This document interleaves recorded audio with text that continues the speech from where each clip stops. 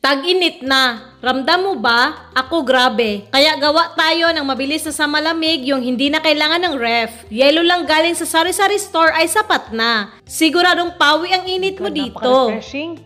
Di ba no, ramdam nyo na yung init? So gagawa tayo ng pampalamig sa utak. Isang sachet ng gulaman, chocolate flavor, kahit anong brand. 2 Milo, asukal. Ito lang no, at gagamit tayo ng yelo at tubig. Tabi lang muna. Sa kaldero, maglalagay tayo ng tubig, 1, 2, 3, 4, 5, yan, 6 na tasa. Yung chocolate flavor na gulaman, yan, isang sachet yung gagamitin natin. Tapos maglalagay tayo ng 1 tasang asukal, yan. Haluin muna. Yan, haluin lang muna ng mabuti bago natin buksan yung apoy.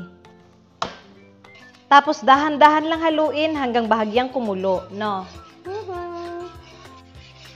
Ito na bahagya ng kumulo, patayin na natin yung apoy. Sa kahit anong lalagyan na gusto mo, maglalagay tayo ng yelo. Tapos kuha tayo ng gulaman mixture. Tapos ibuhos dahan-dahan sa bowl na may yelo. Yan guys, oh. Then ukayin para magbuo-buo. Di ba nagbuo-buo agad? Yan. Dahan-dahan lang hanggang maubos yung gulaman mixture. Ito na nabuhos ko na lahat.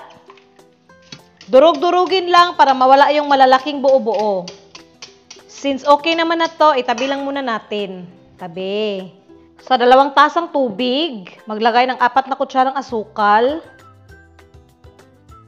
Ibuhos ang 2 sachet ng Milo. Tapos ukayin ng maayos.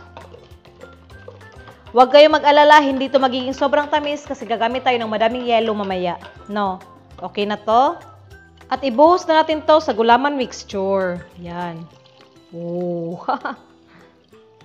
Hello, Ern. Ayan, oh. Okay na to, oh, di ba hindi na kailangan ng ref? Bili ka na lang ng yelo dyan sa tindahan malapit sa inyo. Baso na maraming ice. Maglagay tayo, guys.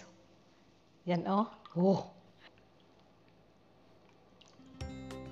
Ayan. Bitaw. My God, napaka-refreshing.